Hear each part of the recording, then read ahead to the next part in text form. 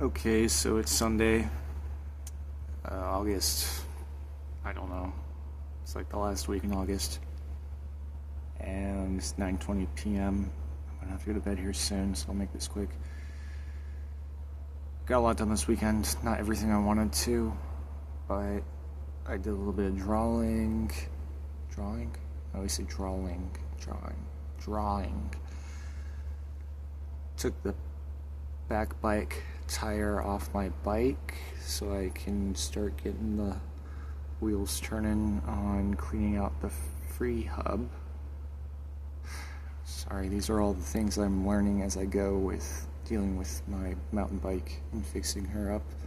Let's get her back on the road so I don't have to rely on my bitch stick, aka my e-bike, who I've named Evelyn. Got all my food prep done. Jerked off a lot this weekend. Didn't want to, but I woke up basically already in the act. I hate when that happens, because I'm trying to do a 100-day no-fap challenge, and I got 23 days in, and literally woke up, shaking hands with an old friend. So I just went ahead and indulged myself to get that out of my system. And good times were had. I'm still no news is good news status on my case in North Dakota, but I'm looking at putting myself through an anger management course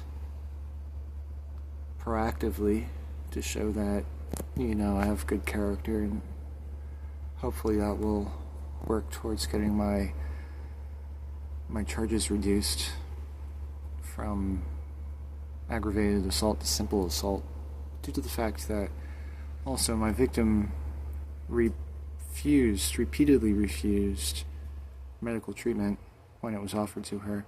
She had a nasty bruise. Honestly, I feel horrible looking at that. It's like a reflection of a really dark side of myself that nobody wants to see that looking back at you like this is what you did to another person. And the silver lining situation is I'm glad that is the extent of the damage. Nothing was broken. It was a nasty bruise, but I don't want to see that. Retrospectively, I understand what I was going through. I was going through an incredibly tough time, traumatic experience with losing my mom and my family just falling to pieces. But it still kind of hurts my eyes to look at that and see that's an effect I had on somebody. I'm of several different minds about it. There's a side of me that can be callous and say, well, whatever. But I can't deny the fact that when I look at that bruise, that welt on that person's arm, I don't feel too good in my stomach. You know what I'm saying? It makes my blood run cold. And I feel like it's me looking back at myself, and that is not something I want to see when I look at myself. I want to be able to look at myself and like what I see. That's not cool to look and see that.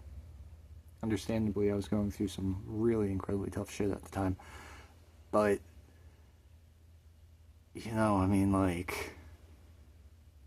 I don't know. I was being pushed to a limit.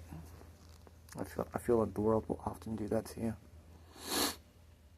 And at that time I was striking out at the world. I was kicking back. And I hurt some random person in the process.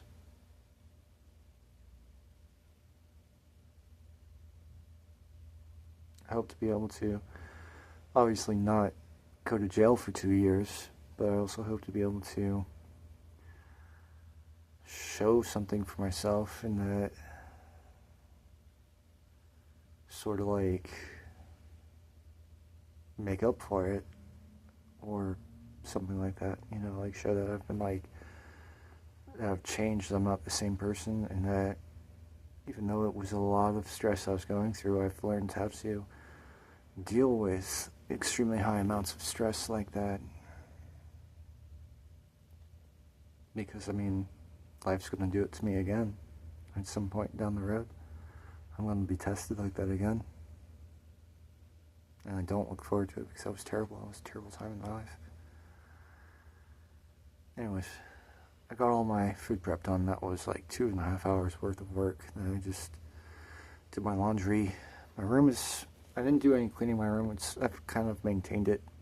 So, you know, it's in decent order. And looking forward to another week. We have a new guy that works with us. I call him Hoppin Johnny. He is really, really intense. But he's good at what he does. He's got some really intense energy. And honestly, I feel kind of on my toes around him. Like, finally, they've got a guy that's able to match the level of energy that I usually bring. Some days I'm kind of worn out, but most of the time I have a high level of energy. And he seems to be able to match that, even probably exceed it, because I think he's younger than me. And he probably doesn't have to ride an e-scooter 8 miles and do all the crazy shit I do before I get to work. He probably arrives ready to go. He also eats lunch. He fuels up during lunchtime. I don't. I fast for 12 hours every day. So that's cool. It's an interesting dynamic. He's kind of challenging. He's a little high-wired. And he likes things to be, I noticed that he likes things to be exact. He's noticed, like, the pattern of where we put things, and he wants things to be put exactly back where they were expediently. Which is cool, but it's also kind of annoying because you can't always do that because of the way that the workflow goes. But for the most part, I vibe with that because I also like things to be put back where they belong and stuff like that. But he got on me the other day. He was like talking about the knife sharpener. He's like, it goes back in the middle. It goes back in the middle. I'm like, he was like, he like took it away from me. And I was like, I'm not done with it. Like give that back. And hopefully, like, the energy between us balances out. I don't, you know, in this work environment, there's a lot of hostility and stuff like that. I don't want to put out any hostile vibes. There's a group of like quality assurance people and maintenance workers that there's a core group of white people that are very blue collar and southern, and they've been kind of like coming over to my little area in the break room. It's just bothering me. They've been coming over to my little area in the break room because there's 2 parts of the break room. I sit on the interior break room in a little corner with my back to the wall because when I first got this job, I still had PTSD from prison, so I would choose specifically strategic little nooks and crannies to sit in where my back is to a wall and I'm far away from entrances, so that way whatever is happening I could see it coming. And for about a year and 8 months, I've been basically just over in that corner by myself, kind of hanging around the Puerto Ricans. I try to say it. Puerto Ricans. I want to go back to San Juan. Na, na, na, na, na, na, na, na.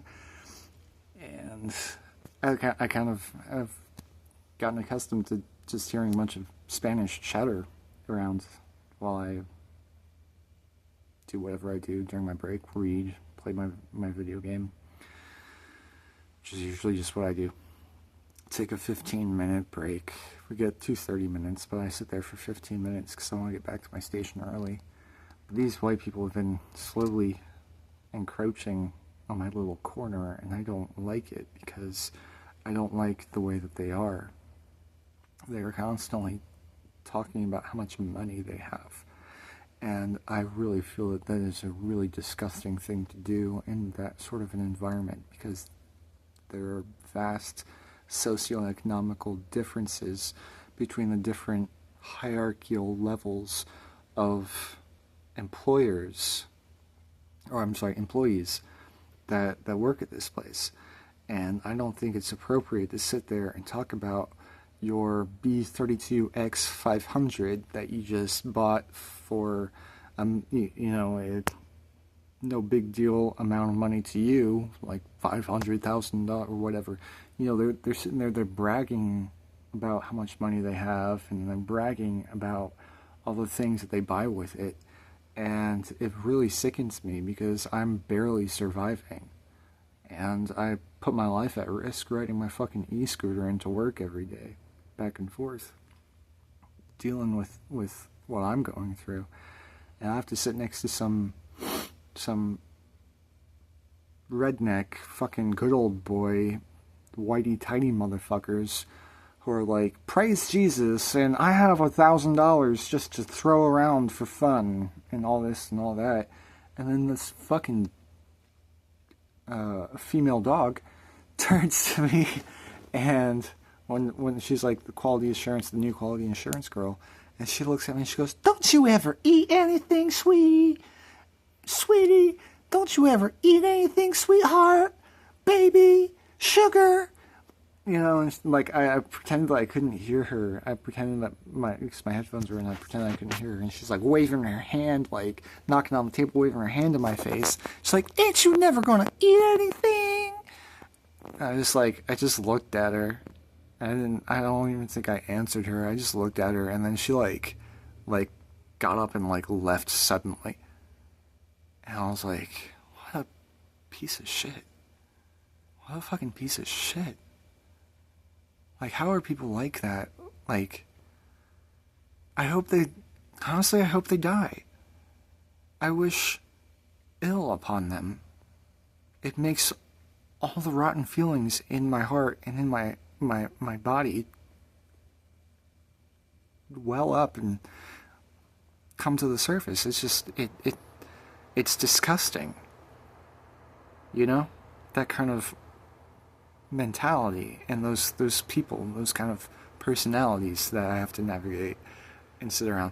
I don't have a problem with everybody, but those core people irritate the living daylights out of me. The other day, some random dude and his girlfriend sat down, like, in my little corner, like, directly in my little area, and they're chill as fuck. And then one dude, he offered me a piece of chicken. He was eating some KFC. He's like, you want some chicken? And I said, no, I'm good. I appreciate it, though. I was reading my book, and then I finished. I put my book down. We talked for a little while. We were talking about how he wants to get out and work at the BMW plant and stuff like that. And got along fine. I get along fine with certain people, but then these fake people, they're really superficial. We'll just call them that. Really superficial people. I can't stand them. And I guess we all have to deal with people like that. So hopefully I'll be able to get through this next week without, I don't really have confrontations with people, and I feel that being sober, not drinking any alcohol really helps me in that direction. So anyways, that's all I got for today. Keep your social distance. Keep your social distance.